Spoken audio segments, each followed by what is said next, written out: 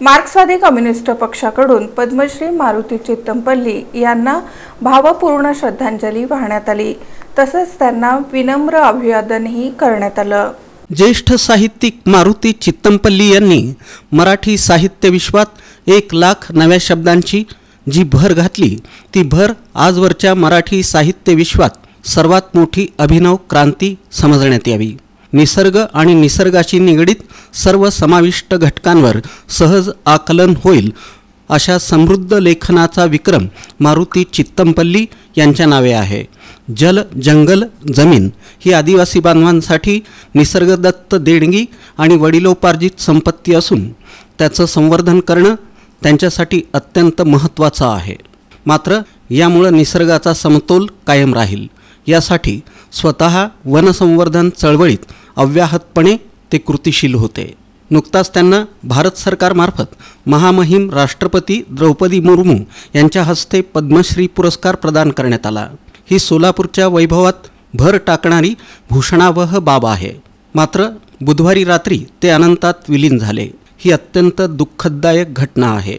त्यांच्या आत्म्याला सद्गती लाभो अशा शब्दात माजी आमदार नरसय्या आडममास्तर यांनी मार्क्सवादी कम्युनिस्ट पक्ष आणि तमाम श्रमिकांच्या वतीनं भावपूर्ण श्रद्धांजली अर्पण केली।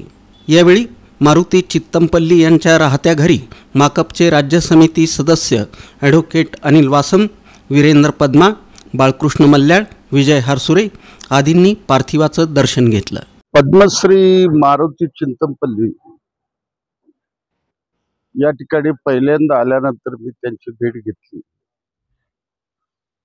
10-15 मिनिटं त्यावेळेला चर्चा केली त्यांच्याशी आणि त्या दिवशी त्यांना म्हणलं की मी तुम्हाला पद्मश्री करता प्रयत्न करू। त्या पद्धतीनं राज्य, केंद्र आणि राष्ट्रपतीकडे मी निवेदन 2023 मध्ये पाठवलं।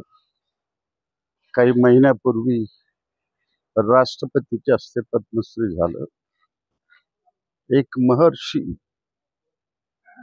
जंगलमध्ये 60-65 वर्ष आपलं जीवन काढलेला,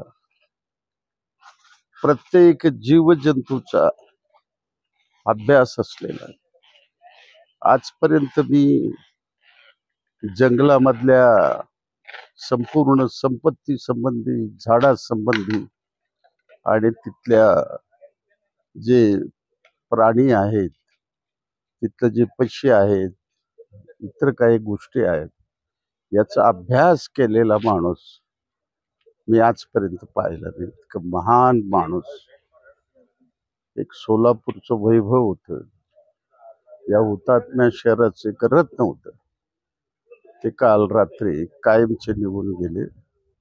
मार्क्सवादी कम्युनिस्ट पक्ष सिटू आणि तमाम श्रमजीवी जनतेच्या वतीने त्यांना भावपूर्ण श्रद्धांजली अर्पण करतो आणि ती इच्छा पूर्ण आहे जी अपूर्ण राहिलेलं आहे ते सोलापूरच्या जनतेने पूर्ण करावं असंही मी कळकळीचं आव्हान करतो।